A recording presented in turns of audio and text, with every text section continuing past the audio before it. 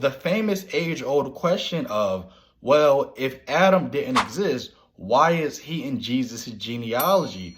That was normal in the ancient world for people to have eponymous ancestors, demigods, and people who never existed in their real family tree.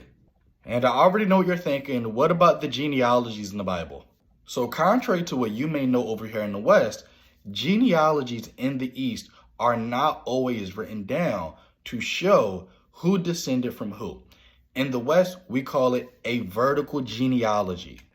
In the East, they have what's called a horizontal genealogy. A horizontal genealogy is a genealogy that goes from left to right, and the people in that genealogy are what scholars call eponymous ancestors. Eponymous ancestors are ancestors that a group of people claim to descend from, and they don't always have to be real. It is akin to how the Vikings claim to be descendants of King Arthur. So the famous age-old question of, well, if Adam didn't exist, why is he in Jesus' genealogy? That was normal in the ancient world for people to have eponymous ancestors, demigods, and people who never existed in their real family tree.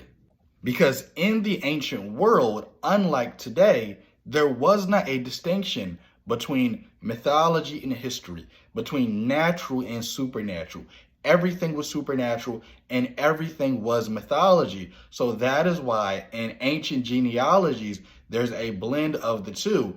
And it's our job to try and figure out which is which, because in the ancient world, it all was one and the same. People in ancient times believed that their ancestors were often special, even descended from gods.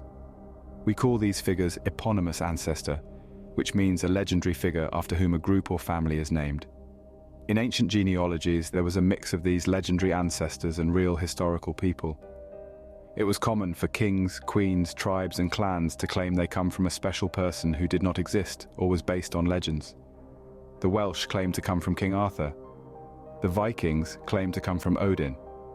And though these people did not exist, that does not therefore mean that people who claim to come from these people magically then disappear.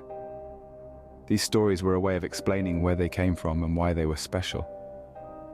It's essential to grasp that everybody in the ancient world did this, and the Bible, being a part of that world, not outside of it, follows the same pattern. There are people in the Bible who are legendary, and there are historical people who claim to come from these legendary people. It's up to us in modern times to decipher who's who. So, in a nutshell, ancient genealogies were like blending superhero stories with real-life histories, creating a unique and meaningful tapestry of ancestry. This is similar to how certain parts of the Bible mix legendary events with the historical figure of Abraham, making the past come alive with a mix of myth and reality. So your next few questions might be, if Adam and Eve didn't exist, what about Cain and Abel? If Adam and Eve didn't exist, what about the serpent in the garden? If Adam and Eve didn't exist, what about original sin?